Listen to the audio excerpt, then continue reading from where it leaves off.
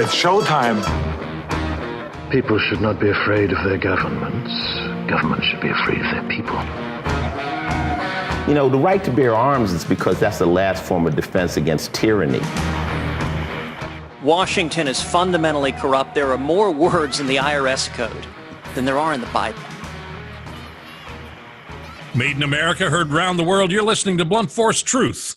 I'm Chuck Woolery, along with my co-host Mark Young. And Nancy Pelosi is a moderate now, apparently. She's a racist. Isn't that interesting? And now this Lucy, what's her name, from Missouri, came out and said, well, that's when you just have no argument. You call people a racist. And she's a Democrat from Missouri. And so I thought, well, good Lord, you know, all you people call Trump a racist, me a racist, you a racist, and everything else. So it just proves that you have no argument. No, I mean, so here's the thing that really grabs me on this, Chuck, and that is there was a tweet that came out by Ocasio-Cortez where she said, I haven't dialed for dollars once, so I have more time to do my job. Yeah. Now, you and I both know when you get elected to Congress. You live in that little cubicle and call people and beg for money. That's right. You sit in the basement 70% of your day begging for money, and the amount of money you beg for determines what seats you get and how your reelection goes. That's right. That's why Nancy Pelosi's so high up, because she raises so much money for the Democrat Party. So, and that's the reason she gets the seat, because she makes the most money for the party. Exactly, because we know how brilliant she is. So Nancy has acquiesced all along here to these four women. She what? She has acquiesced to these four women. Uh-huh. And they're, these four freshmen Congress people. You mean the new freshman women of color? Yes. The four of them. It's hysterical.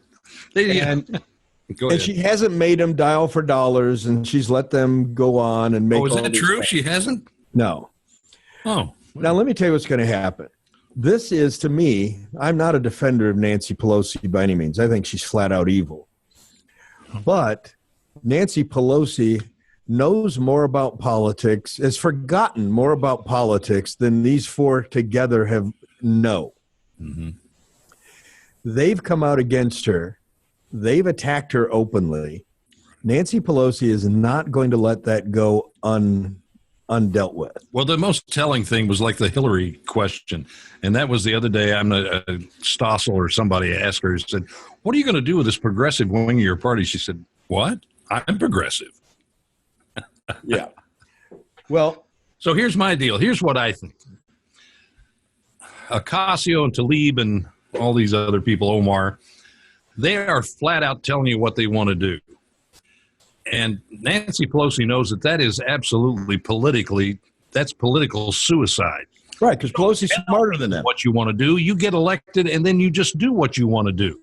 And then you explain it in some kind of save the children, narrative, and everybody goes, oh, okay, all the Republicans nod, and say, fine. I give you, for instance, with this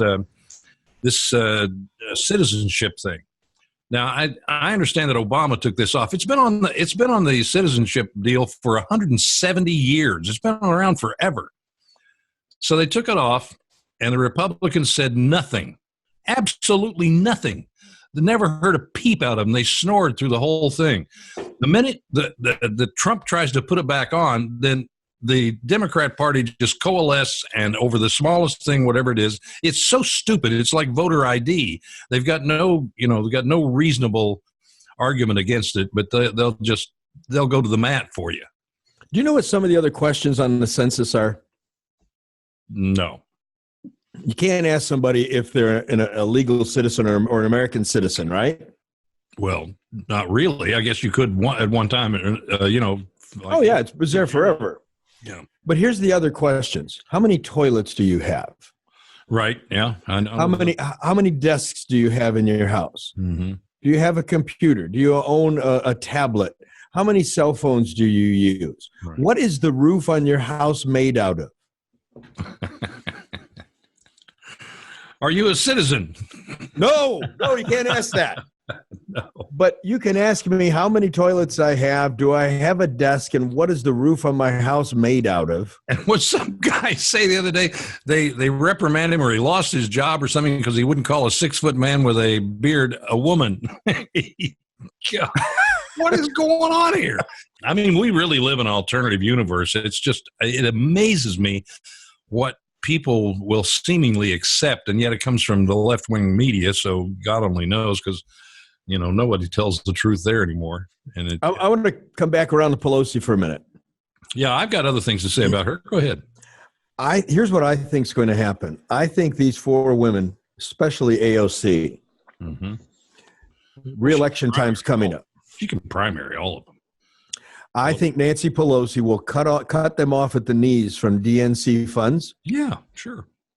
And she will quietly back. Well, that won't be quiet. They'll scream about that. But she's going to back candidates to replace these people. This is not going to go unresponded.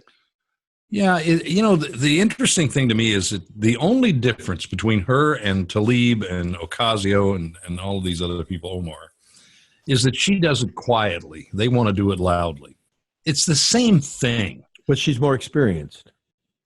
Well, politically, she certainly is more experienced because she knows how she can lie to the American people and get away with it. They want to tell them the truth, and she doesn't want them to tell us the truth. Yeah, the sad thing is AOC will get bumped out of office, and she'll end up with a multi-million-dollar contract on The View. Or The View, something like that, right? Oh, couldn't you see her on The View? Oh, sure, yeah. Next to, what's her name, that lunatic Behar, and I mean, good Lord. I know, Whoopi Goldberg. But so I wonder how Pelosi, I tweeted that to Pelosi. How does it feel now that you're the racist? Yeah, right.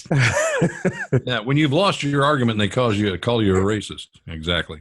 So there's another thing. Is the word over? You've been asking, when is the word going to jump the shark? Did that jump the shark? Did that make it over? No, nothing jumps the sharks with Democrats. Nothing that I'm aware of. But in the public mind, though, in the eye of the public, did calling Nancy Pelosi a racist eliminate the value of the word? Does that now make the word useless? I don't know. I mean, I would love for that to be true, but I'm just not sure that it is because they'll still use it. You can't shame them. They can't be shamed, period. So I just don't know. Pelosi's done another thing. There's a couple of things I want to get into. One is Pelosi's remarks to the nation as the third person in line for the presidency and the House leader. She just went on television and informed every one of the illegals who have been adjudicated to be removed from our soil because they lost their case. She told them how to avoid ICE. Correct. And that is, she told them that, so it's okay to break a law. I mean, did the American people really want to stand for this crap? I mean, give me a break. Just so everybody understands, these raids that ICE is talking about, these are all people they've already been to court. These are people that have been here for years. They've already had their day in court. Their asylum claims were found to be without merit. They ignored what the court said, stayed here. They've been ordered to leave the country. They are still here. This is not a bunch of jackboot thugs breaking up. Then you notice when you look at the tweets from these people, ICE is out to destroy immigrant families. No, these are not immigrant families. These are illegal aliens who have had their day in court and been ordered out. So when you look at this, when the Democrats say, we want people to be able, it is legal for people to have an asylum claim and they deserve their day in court. Well, but then they're telling you, right, but they're telling you, even if they get their day in court, we don't care because we don't care what the law says. I wonder if they feel the same way about taxpayers. Ooh, good question. Well, I mean, that's a parallel. It's a law. You can break the law and just say, well, I'm not going to pay my taxes. Well, you don't have to. It's okay because you don't have to. You don't have to follow the law. Democrats right now want to let out 50% of all people in prison. That's 50% of felons, right? Yeah, 50%. That's one of the new platforms. We're just going to randomly go through and do an eeny, meeny, miny, mo process and let half of them out. What could possibly go wrong? What constituency would this be after? I can't imagine. Yeah, me either. I can't either. Well, you can figure it out for yourself, folks. Because if we pointed it out, we would be a racist. Exactly. Everything's racist. Everything is just, and then they blame us. They project on us that we're trying to, and Trump is trying to divide the country while they weren't around slicing and dicing everybody. But we're really dividing the country. It's just, it is so bizarre and so frustrating because they have the mainstream media to support them, and they just say anything they want to and do anything they want to, except Jeffrey Epstein. Jeffrey Epstein, man, the tip of the iceberg is just out on this one. I mean, they've been trying to transfer all this stuff on Trump, and they don't have a leg, they don't have a peg leg to stand on, much less a leg. And interesting, he had a coming out party when he left, if you want to call it prison, in Florida. He came to New York and had a coming out party. Do you know who attended that party? Tell us, who attended that party? Well, Chuck? Prince Andrew. Yes. Attended the party. And since Prince Andrew attended the party, the media attended the party. The media consisting of Katie Couric, George Stephanopoulos, Charlie Rose, just to name some luminaries on the left. Guess who else was hanging out with Epstein? I don't know. Kevin Spacey. Yeah, I mean, you didn't see that one coming, did you? Well, the reason I see that coming is he's a billionaire, and Hollywood will lick the boots of anybody who has money in order to get funding. But Kevin Spacey's got, 15 charges against him for molesting minor boys? Mm-hmm. Yeah. This is... These are some sick people. Well, it's just amazing how they're trying to, translate this or project this onto Trump. I mean, it's just amazing. When Trump actually got rid of this guy for making untoward advances toward a underage girl who worked for him, in his club Mar-a-Lago. Yeah, Trump banned him because he hit on a teenage girl. Right. Which I'm thrilled about that. I am so happy that the president identified that teenage girls need to be protected from predators and threw this bomb out. Mm-hmm.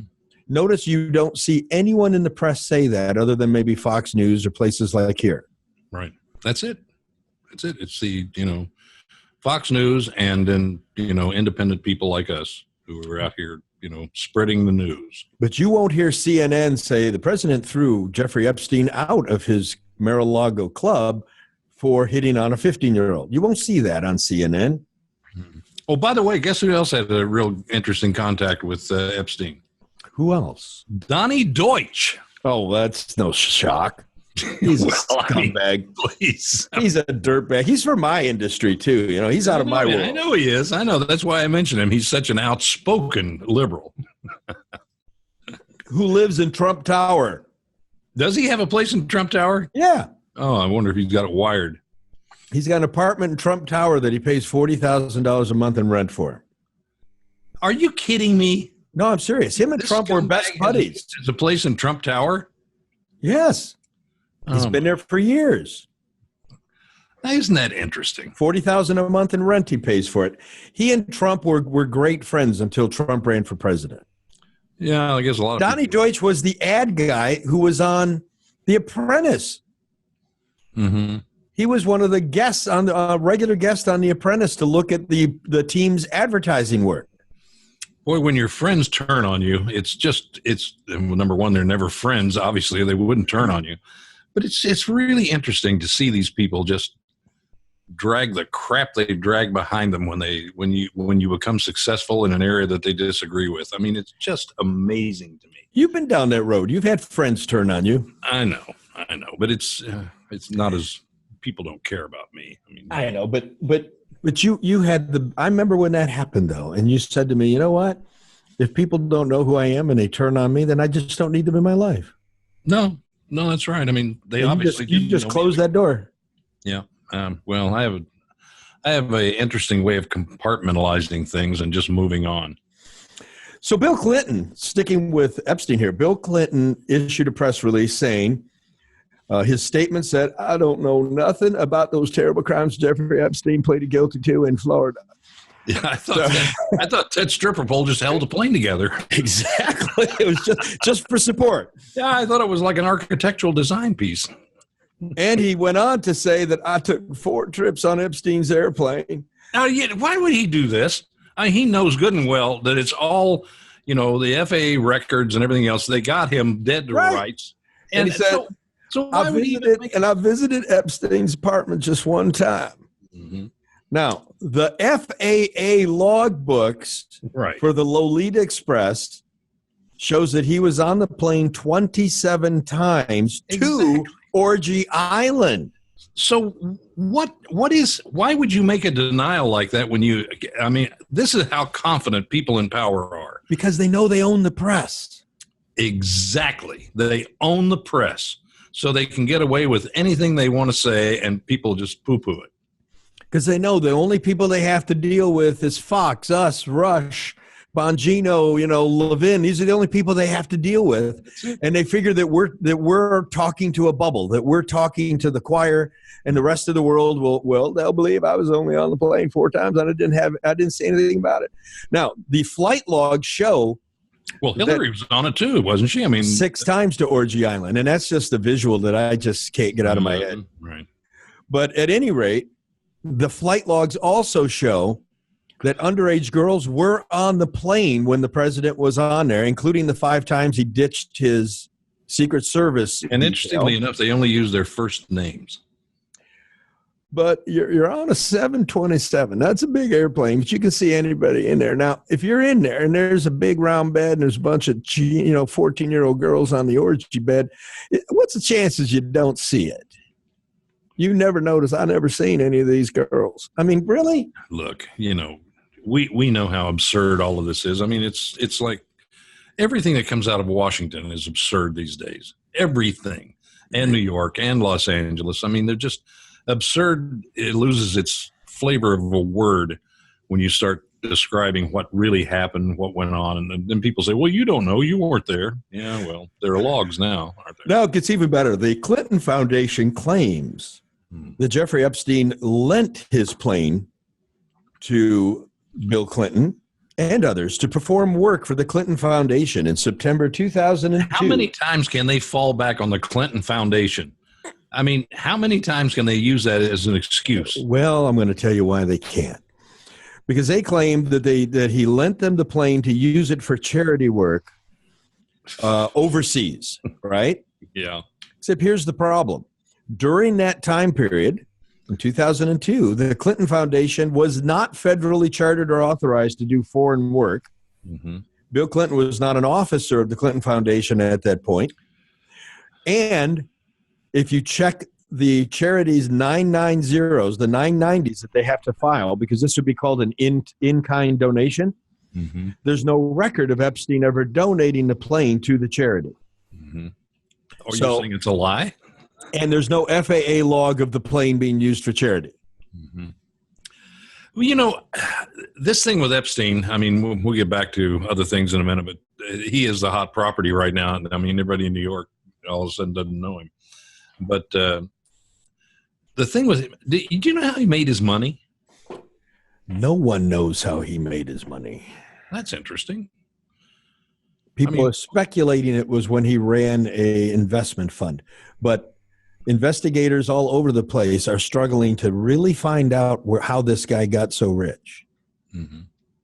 It's really a mystery.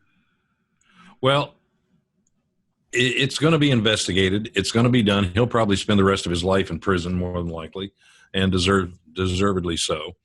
There are going to be a lot of politicians connected to him who will be in a world of denial, because that's where he operated, because that's where you get all the favors done for you, is you pay a politician off and they'll do anything for you.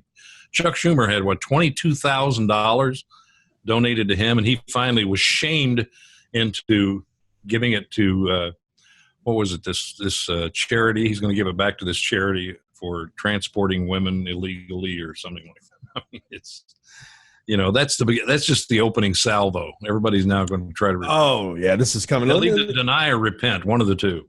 And now let me finish. We know they never really repent. Of course not.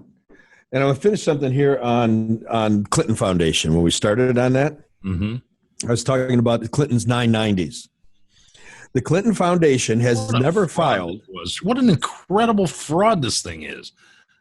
But check this out. The Clinton Foundation has never filed an accurate annual report to any government authority, period.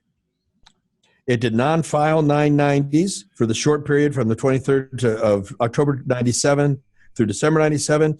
No subsequent reports use any proper legal name of the entity, which is actually the William J. Clinton Presidential Foundation through 2005. And no report contains any valid information or financial audit consistent with U.S. accounting standards. In fact, such audits are missing. But they want to see Trump's tax return. Right. But these audits are actually missing for the year 98 through 2004. There are more defects, but the IRS investigated this situation. Well, this was during the Obama administration. It was investigated by, wait for it, Lois Lerner. Of course, and no problem there. And she found no problem there. Oh, no, of course not. And this is one of the reasons why all of these people who are so wealthy and so well connected can get away with anything. Because they're so wealthy and so well connected, they can get away with anything. Lois Lerner. Now, Lois Lerner is the same person responsible for stopping anybody with the name Patriot or Tea Party in their name from being able to get a 501c3 tax exempt status. Yeah, this is a woman who opened up with a statement and then pled the fifth, which I don't think you're allowed to do. But well, you could do it as long as you are defending yourself. Remember, that is self-incrimination. You want to hear somebody plead the fifth? Wait till Comey gets on the stand. And then you can count how many times, take a drink every time he says, I plead the fifth. Or I can't talk about it because it's an ongoing investigation. I mean, give me a break. Hey, listen, we have a great sponsor in Blue Emu, so we're going to take a little break and hear from them right now. Blue Emu works fast and you won't stink. This episode of Blunt Force Truth is brought to you by Blue Emu Pain Relief Products. Now, I've been in show business for many years now, and I'm not slowing down, but I can use a little help every now and then. Blue Emu's family of products are made in America and have become a staple in my life. The deep penetrating formula of Blue Emu Original is best for supporting my muscles and joints, and I'm sure you've seen it. It's on the shelf in a blue and white jar. I also use Maximum Arthritis for any arthritic pain and the lidocaine cream for numbing pain relief. Not only do these Blue Emu formulas work great, there's no chill, no burn, and no odor. Blue Emu, it works fast and you won't stink. Available at Walmart, Walgreens, CVS, Amazon, and other fine retailers. Now, you know our esteemed congressperson from Detroit, right where we're located here. Yeah, Talib. Rashid, yes. Rashid, yeah. Mm-hmm. Did by any chance you catch her scolding and questioning Fed Chairman Powell? No, I did not. Okay, I got to walk you through this. I was embarrassed for her. How could you possibly be embarrassed for her? You know, I'm watching this and I'm like, okay, I get it. You're a moron. I understand. And by the way, Congress is filled with freaking morons, Chuck. Yeah, these are not smart people. Someone said if it walks like a moron, if it talks like a moron, chances are it's a moron. I think it was. So, first off, I want people to understand, because someone is elected to Congress does not mean they are smarter than you. Boy, they're no kidding. It means they are more power hungry than you. Right. Yeah. But I know many of these people, and some of them are good people, and some of them are blithering idiots. Mm-hmm. She falls into the blithering idiot category. Well, she and AOC are compadres. So she's, fist stomping, really letting Powell have it. Here's the comment. With expletives flying out of her mouth, I'm sure, because that's how she talks, which is very interesting how civil these people are. So here's the way this person What happened to my esteemed friend from... Yes. Well, I'd like to welcome and honor the esteemed, honorable man from the beautiful state of, all that stuff. I say, boy. But anyways. Boy, yeah. But at any rate, the dignity, the fake dignity of Congress is gone. Well, it's about time. It was a lot more fun than when we had the fake dignity, though, wasn't it? Yeah, well, at least we knew it was fake. I defer to my honorable friend. So, I vehemently disagree with. Yes, I politely disagree. But anyways, she's looking at him and she's saying, the Federal Reserve backstops the federal government when the federal government runs a deficit, and the Federal Reserve provides the funding to support those deficits. Tell me why the Federal Reserve doesn't do this for states and cities and municipalities. Because it's called federal government. That's why. Idiot. And I'm watching this, and I'm looking at Paul's face. And you look at his face, and he's like, you can see in his face, this is the dumbest question anyone's ever asked me. How do I answer this without making her look like a complete moron? You should make her look like a complete moron that she is for asking that question. That's my answer. So just explain it to folks. Well, it was like Maxine Waters talking about, what was she talking about? That that was the student loans. Yes, right. The banks couldn't make any student loans. And somebody corrected her and said, for 6 years, the banks haven't done this. It's federal government. Yes. Tell me, Mr. Diamond, how many student loans did you make last year? None. Madam, we stopped doing student loans in 2007. Just for your information, since you're head of the Ways and Means Committee. Yeah, she's the head of banking. No, it's crazy. And yes, Madam Chair, the federal government took over student loans 7 years ago. We haven't made a student loan. It's like a pie, and it's literally like soupy sales and a pie in your face. So, folks, so you understand the reason. You have to be old to even know who Soupy Sales is. Well, he's from Detroit, He was from here. Oh, he's from West Virginia. But, I mean, his TV career started here. Mm-hmm. So, at any rate, the Federal Reserve can backstop the federal government because they can print money. Yes, states and cities can't print money. Well, they try sometimes, but it doesn't work out well. I'm waiting for New York to come out with their own currency. Right. But that's why, I mean, and what hits me is, I get it that you're an idiot, but is everyone on your staff an idiot? Mm-hmm. Can't they hire someone that actually understands the law? These people are so emotional and factually, vacuous, that it doesn't matter to them. They just have a knee-jerk reaction. It's kind of like the news. The news is really interesting today. I thought about this for about a second and a half. If you read the headlines... You put a lot of time into this, didn't you? Yeah, right. When you read the headlines in the news today, it is such an emotional knee-jerk reaction to the headline. Then you get down into the story, the context of the story, and it has nothing to do with the headline. Because it's all clickbait. Yeah. But this isn't clickbait. This is legit. This is her asking this question. And anybody ever call her out on it besides us? No, I doubt it.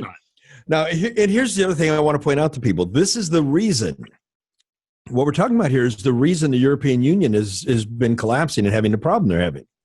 Mm-hmm. Because when all those sovereign countries decided to operate under a single currency, the euro, they no longer had the ability to print their own money. Right. So Greece couldn't print more money to cover debt, or Spain can't, and Italy. So that's why they have a problem. That's what's actually saved the UK. The UK owes a debt of gratitude to Margaret Thatcher for keeping them out of the euro. Man, they don't think so. I mean, Margaret Thatcher was pillared. I know, but think about it, though. I know. But the people want out of the EU, too, though. They want Brexit, even though their government refuses to honor the vote of the people. Kind of like us. Very much so. Very much so. Certain things in common. Chuck, I was thinking of something, and that is, I gave this a second and a half, like you do. If you met, let's say that you went to your wife and you said, honey, I love you, but I want you to change every last thing about you. Mm-hmm. I want you to change everything. Funny Valentine, would it? I want you to change every last thing about you. I love you, but I want you to change every last thing about you because I find you to be distasteful. I thought you're a racist. You're a homophobe. You're this, you're that. How long would that relationship last? About a minute. Just long enough to hear the door slam. What is a Democrat? A Democrat is somebody who says, well, I love my country, but I hate everything about it. You know, it's an interesting time that we live in. This kind of started in the 60s, where this outcry about America being a bad place, all that kind of stuff. And these people are now in our government, who were college students back then. But yeah, here's Trump talking about America and talking about the promise of America and making America great again, keeping America great. And there is such an incredible pushback from the left. And I'm not sure that the average American feels like America is such a bad place. They want you to feel that way, and they will, spew all of this stuff from history and whatever history they want to completely, distort. And it's just amazing to me how they can make you feel bad about the country that you live in, that everybody else in the world wants to get to, which is fascinating too. I mean, it's so hyperbolic today. And it's everywhere. It used to just be on college campuses. And I mean, I was listening to Biden saying that we believe in freedom of speech. We believe in freedom of speech. Apparently, Biden hasn't spent any time on a college campus lately where they don't believe in freedom of speech anymore, or in a lot of other places like tech and places like that. Or Congress. I mean, it's incredible how they're trying to take us down this path of self-destruction. I mean, it's really what it amounts to. And, as Americans, we've got to do something about this. We really do. Well, my argument is that if you tell somebody you love them and I want to change every last thing about you, you don't love them. No, of course not. No. And that's my point. When you hear these people say, whoa, we're patriots, we love America, I'm telling you right now that the feelings and the emotion that are love cannot exist in the same mind when everything about that same entity that you claim you love, you hate. Well, if you can't have that. These people do not love America. If you look at this soccer team, this girl on the soccer team who is, basically desecrated the anthem, the trying to be a Kaepernick, I guess, and the applause and adulation that she gets for saying this, you're going to keep saying it. Yeah, but they're in a parade in New York, and she said the most I cannot repeat what she said for our audience. I really can. You'll have to read it yourself. But I mean, it's just amazing what they get away with, and then applauded for it, which encourages even more that kind of France really love their people. They love them so much that if you get on a plane today and leave France and go to Italy, or if you want to go to England or any place else, it's going to cost you about $25 just to leave. And you know where that $25 goes? Where? Well, it's an environmental tax. They're going to save the environment with $25 from everybody who leaves the confines of France. Now, you can fly back and forth in France anywhere you want, but just a minute you cross that border, $25.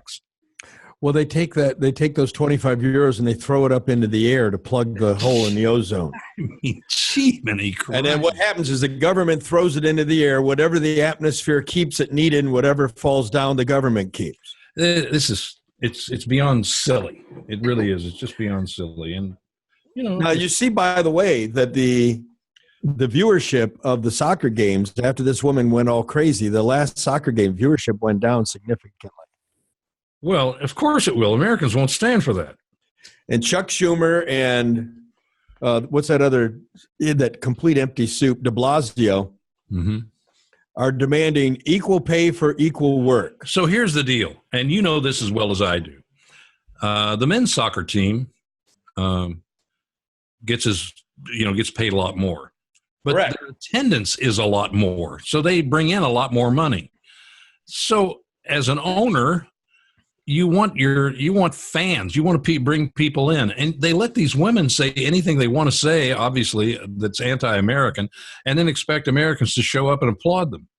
When in fact, it's too bad, quite frankly, that we have this outstanding team of women who have won the World Soccer Championship, and we as Americans can't applaud them and enjoy it because of the things that they say and what they represent. I mean, I just find it an absolute shame. So I have a question. Why aren't these same people that are demanding equal work should be equal pay? Well, what about the NBA? How about the women's NBA, whatever that is? The women's. Right. The NBA finances the WNBA because the WNBA loses money. Right.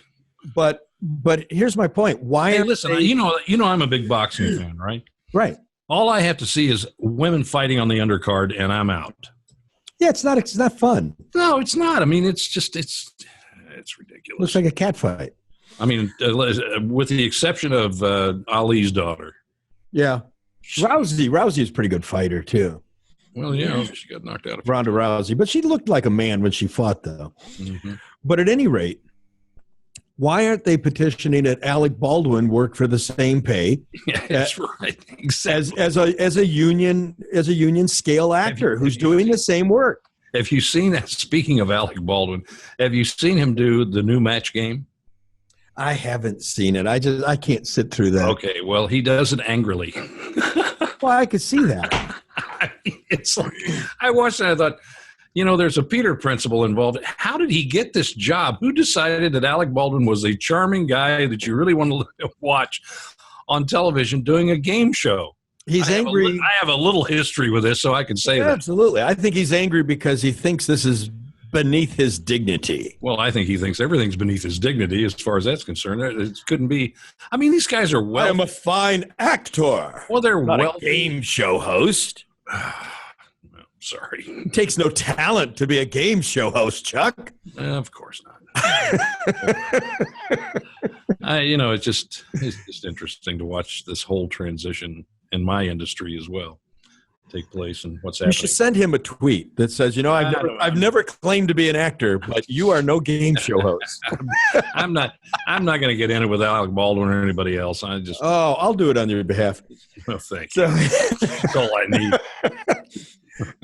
But why? But seriously, why aren't all these actors who are out on this rampage of equal pay for equal work for the soccer team? Why aren't they all demanding that every actor, whether they are the bit parter or the star, get the same money? Because they're phony.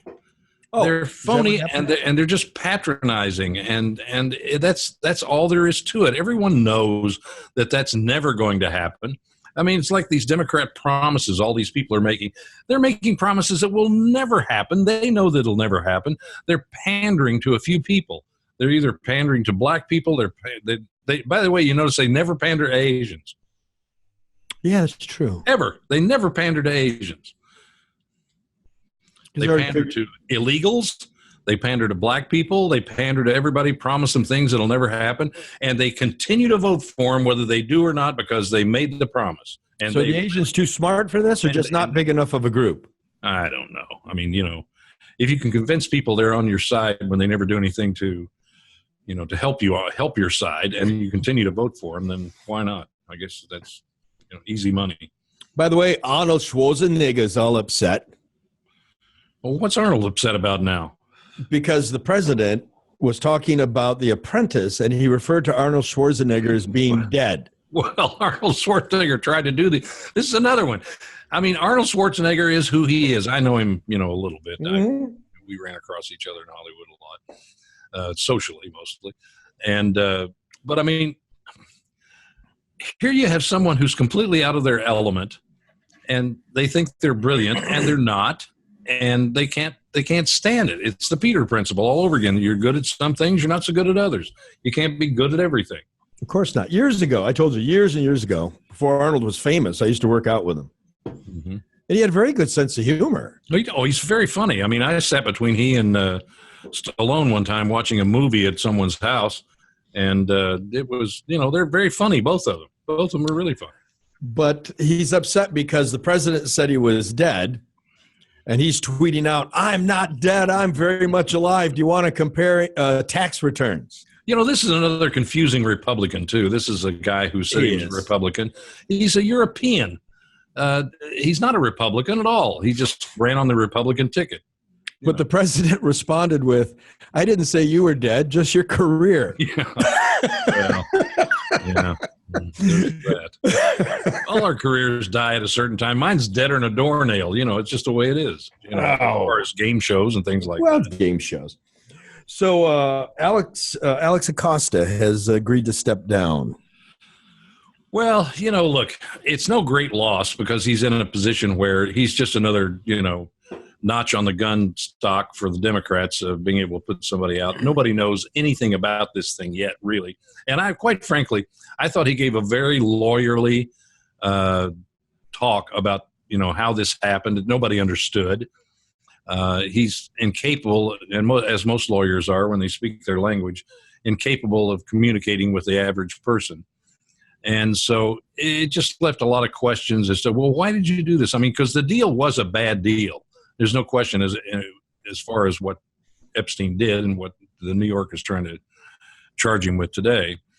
So, but nobody knows the inner workings of how it happened. Nobody knows who his boss was. Nobody knows who was really in charge of this. I'm not trying to defend him. I don't even know this guy. I mean, I quite frankly hadn't heard of him. He was head of Department of Labor. I didn't know much about him. It's a position pretty far down on the rung. I think that, you know, most Americans have no clue who this guy is until the press brought it out that he was the bad guy and let Epstein off, which I don't think he did, but I don't know what he did. I mean, I know that when Epstein went to jail, he was able to get out every night and go home and come back to jail during the day. He had a pretty cushy year and a half or whatever it was. Yeah, 13 months. 13 months. And I don't know, maybe he did that. Maybe the county jail did. I don't know who did that. Nobody knows anything about this thing so far. And again, it's a headline for the Democrats. And that, you know, who's the bad guy? Well, Acosta must be the bad guy. Well, let me tell you what I've been able to figure out so far. Mm-hmm. What I've been able to figure out so far is, first off, Epstein's charges were back on this issue with minors. Right. There's actually not federal laws on the books against that. Those are state crimes. Mm-hmm. Well, the state was the one who was prosecuting him. But the state decided to let him off. Right. They felt like they didn't have enough evidence, or apparently, I don't know why, but these things are very hard to prove. But I have no idea why. I'm not a lawyer. I have never been in court. Well, you have to have witnesses.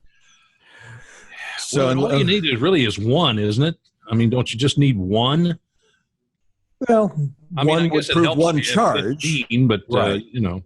But at any rate, the state was going to let him off. That I understood.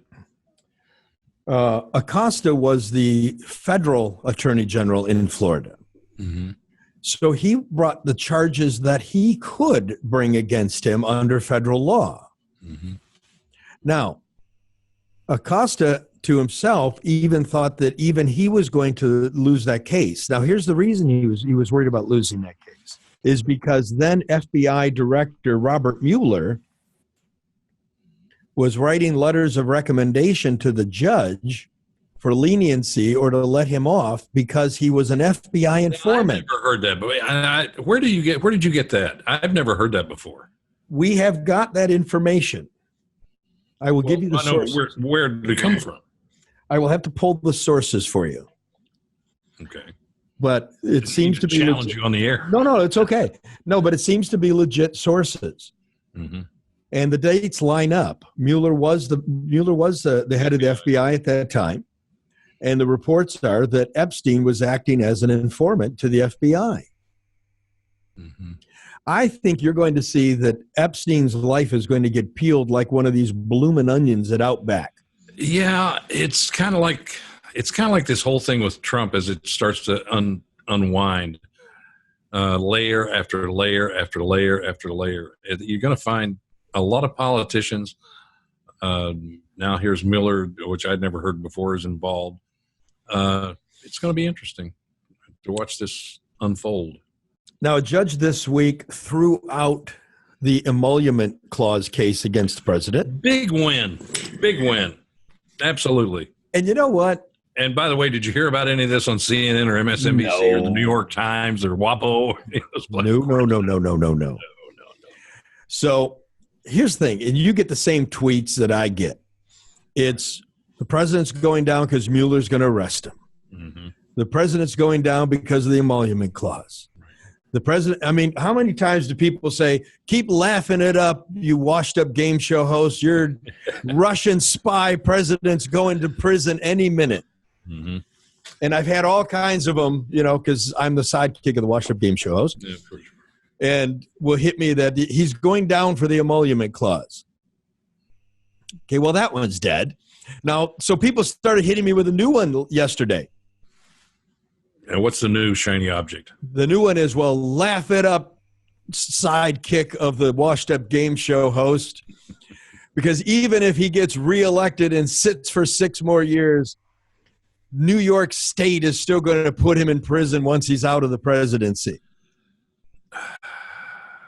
They just won't give up, will they? They can't.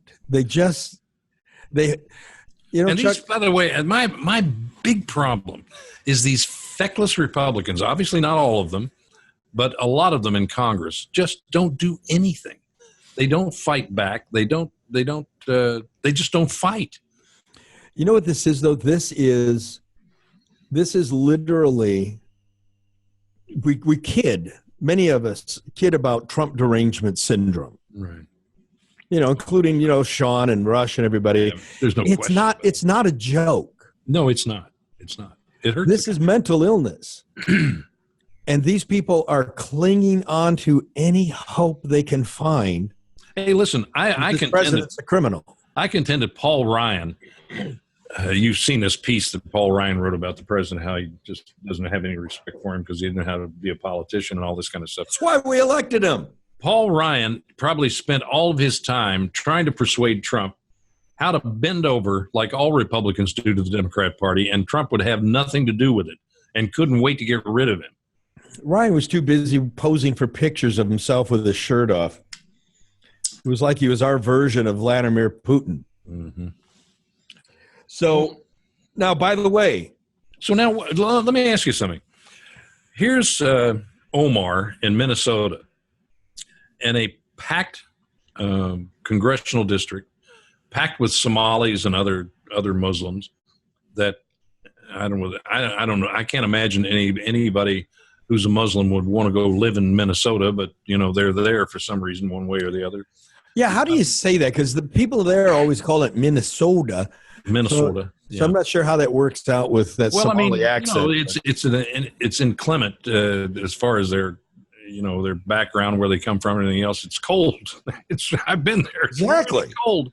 Yeah, it's very cold. Yeah, and so here you got all these Somalis and other ethnic groups from the Middle East who live there who elected her.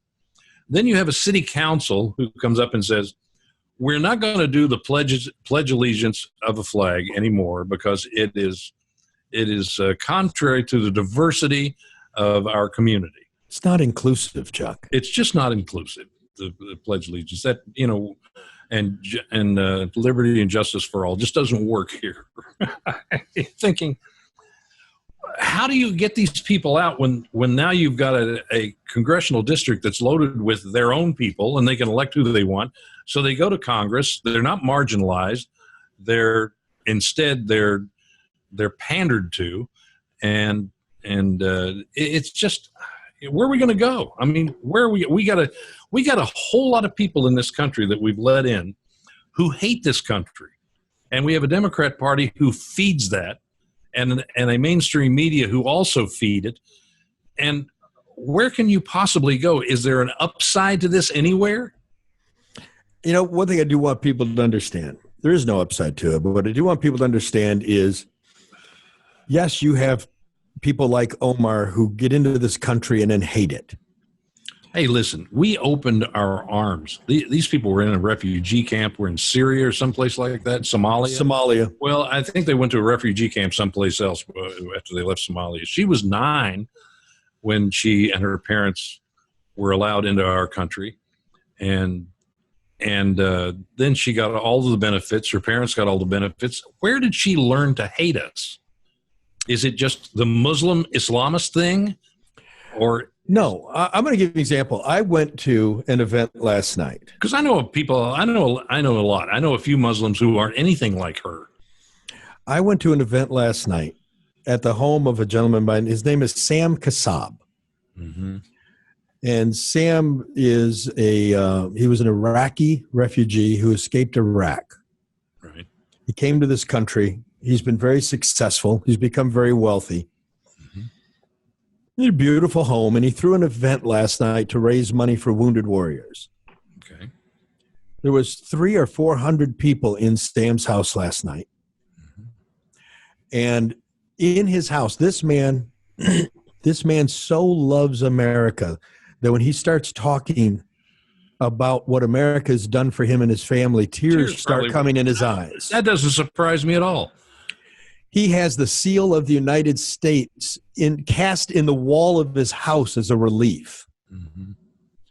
And they did a flag lowering. They had military from every branch there. It was amazing. And not everyone who comes to this country from the Middle East hates America. I want people to know that. It's not everybody. Exactly. That's right. That's exactly right. There are great people that have come from there and here's the difference. They're philosophically American, not geographically American. You can be an American and live anywhere in the world because being an American is a mindset. It's not something that you're born into. It's something that you choose to be. And many people who were born geographic Americans in this country don't choose to be American. They choose to be European. Well, I mean, if you look at the Democrat Party and their history, they've always just praised Europe, praised France, praised Britain. They want us to be like them. They want America to be like them. They want us to be socialist. And that's what this big push against capitalism is all about, with socialism. They really believe that Americans are ready for this.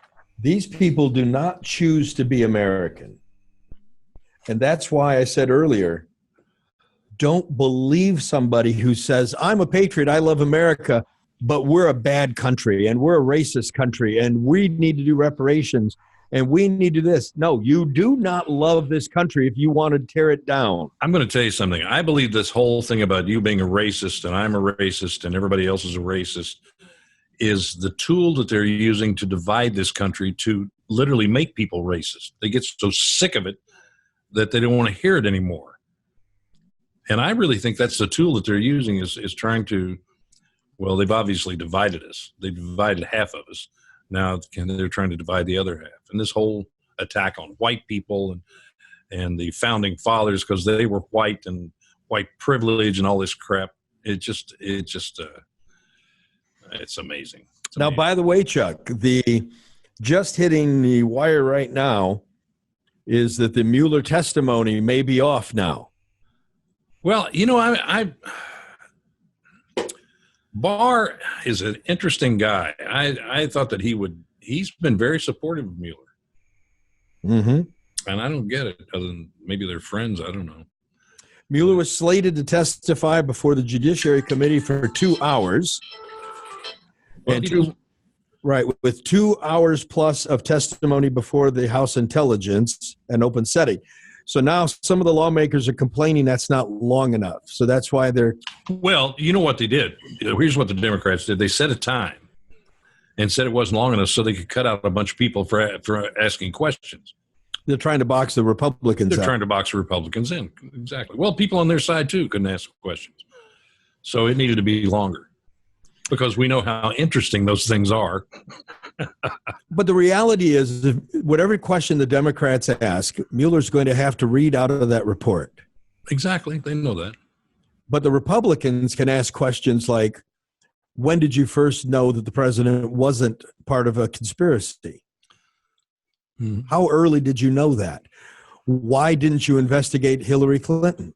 Why did you erase those emails between Page and Strzok? Mm-hmm. I mean, they've got the Republicans have some serious questions to ask. They do.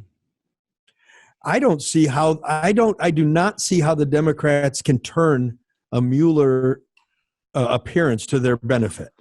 I'll tell you how they do it. It's not the answer, it's the question. So they won't ask him a question. They will just get up and talk. Exactly right. It will be a diatribe of questions that are damning to Trump and everybody, anybody that's a Republican. And then the answer will be, I'm sorry, you got to read my report. I refer you to page 32, section 4, paragraph 7. Or it'll be one of these things.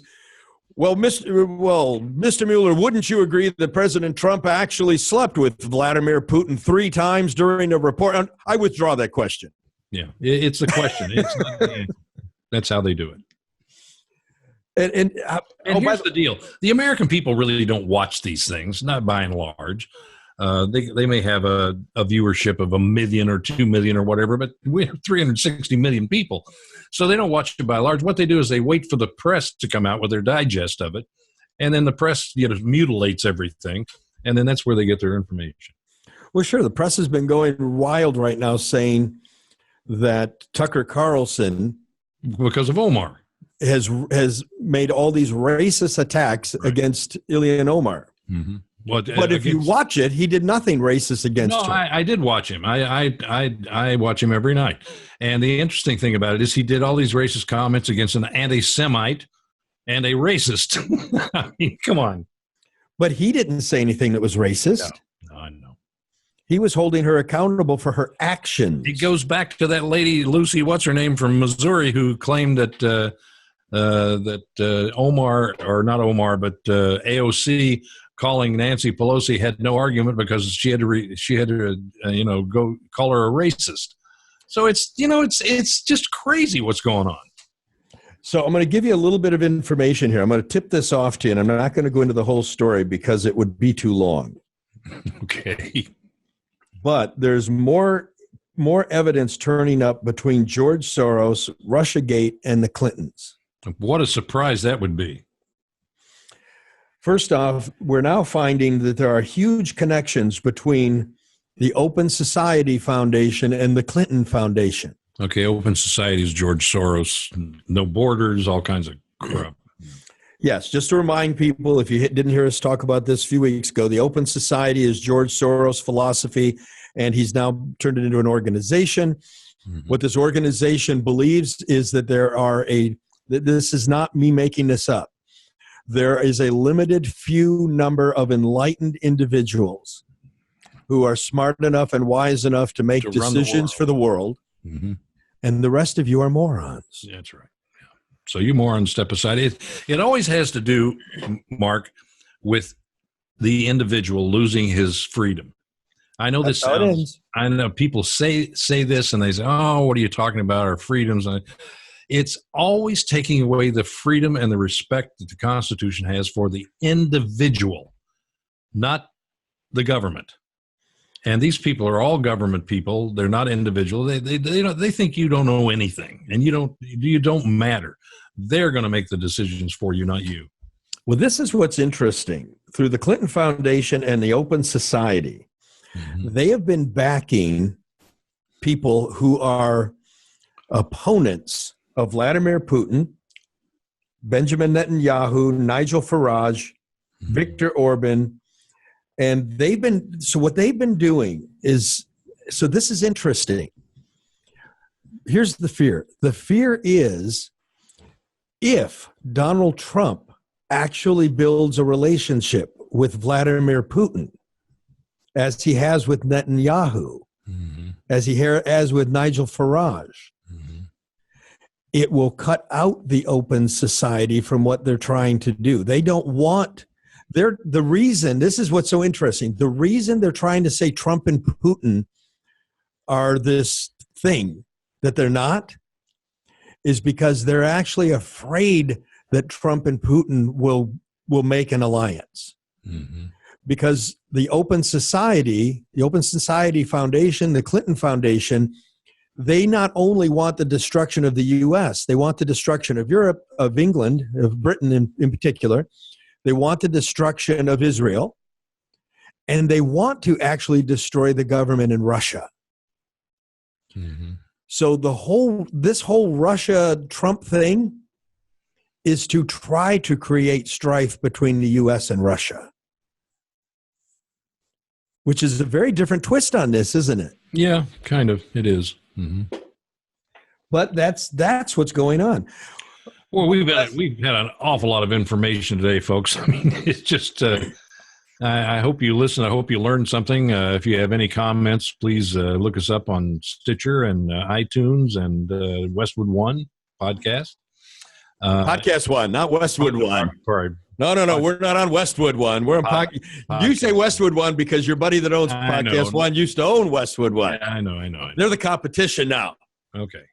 So anything to add to that, Mark, before we sign off? Make sure you leave us a 5-star review, folks. And I want to ask people too, and that is, we'd be so grateful if you leave us a 5-star review, and if you would just take a link to this site, to this show, wherever you get it, and send it to one other person and ask them to listen. We'd really appreciate that. And I hope you enjoyed the show today. I'm Chuck Woolery, along with Mark Young, and we'll see you next time.